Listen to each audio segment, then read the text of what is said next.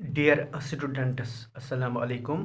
12th class business studies के previous lectures में हमने मैनेजरियल फंक्शनों में प्लानिंग, ऑर्गेनाइजिंग और स्टाफिंग पर बात की और आज मेरा टॉपिक है directing. Dear students, directing means guiding and supervising the people to do some work. It is one of the key managerial functions which every manager has to perform. The function of directing continues throughout the life of an organization. Directing can be defined as a managerial function concerned with instructing, guiding, supervising, and motivating the employees to do efficiently and effectively in order to achieve organizational goals. Directing is a complex function that includes all those activities which are designed to encourage subordinates to work efficiently and effectively. Directing is telling people what to do and seeing that they do it to the best of their ability. It includes making assignment, explaining procedures, seeing that mistakes are corrected, providing on the job instructions, and of course, issuing orders. The main characteristics of directing are: number first, directing initiates action. Directing is considered to be the most important function of management. Each manager is required to perform this function along with planning, organizing, staffing, and controlling while performing his job. It is directing which initiates actions in an organization, which has already been said by other functions. The second characteristic of directing is as it takes place at every level of management. That is, a manager has to perform the function of directing at all levels of management, viz. Top level management, middle level management, and supervisory levels. Third characteristic of directing is as directing is a continuous process. It means the function of directing continues throughout the life of an organization, irrespective of the people occupying managerial positions. People may come and go, but the show of directing goes on. Directing flows from top to bottom. It is the fourth characteristic.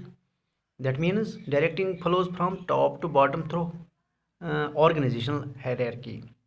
A manager gives directions to the subordinates and takes instructions from his boss. The last characteristic of directing is that it brings stability and balance.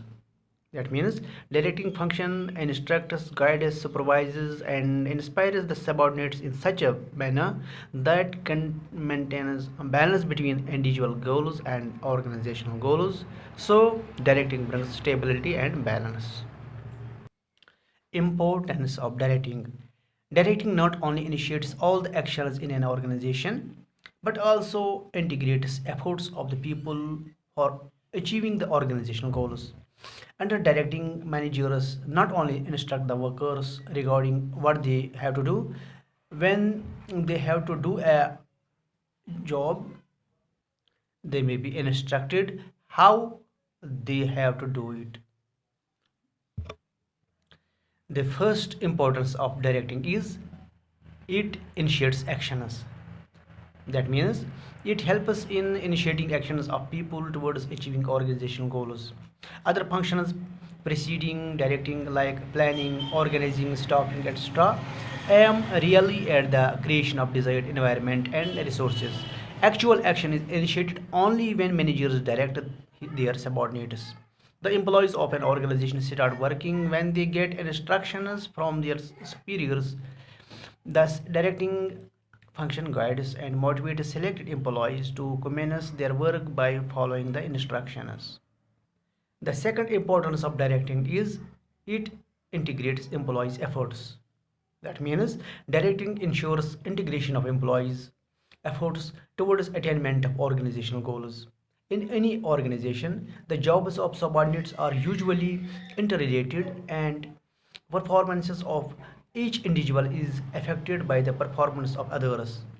Through directing, Management directs the subordinates regarding what, when, and how they should do the planned work so that desired results may be achieved.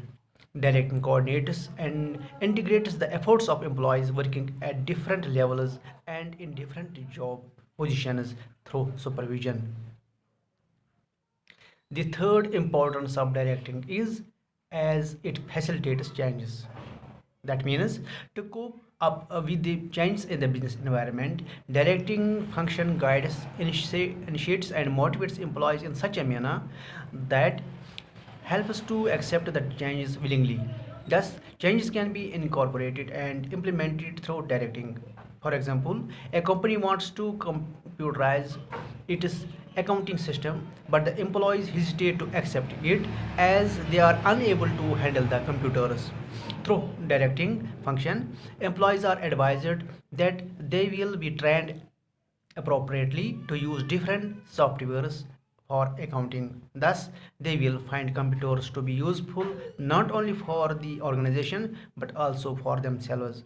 This is how, through proper guidance, they become self motivated and happily accept the changes. Directing also helps in establishing cooperation and commitment among the people. Thus, it helps to bring stability and balance in the organization. Individual objectives of employees should not clash with the organizational objectives. Directing function instructions, guides, supervises, and inspires the employees in such a manner that enables them to maintain balance between individual goals and organizational goals. For example, a sales manager is of the opinion that the price of the product be reduced so that more orders can be generated, whereas general manager feels that by reducing the price, total profit will be reduced. In such a situation, directing function may try to balance both the opinions by instructing and guiding, say the sales manager to find out other way of increasing sales. This all was regarding directing. Thanks.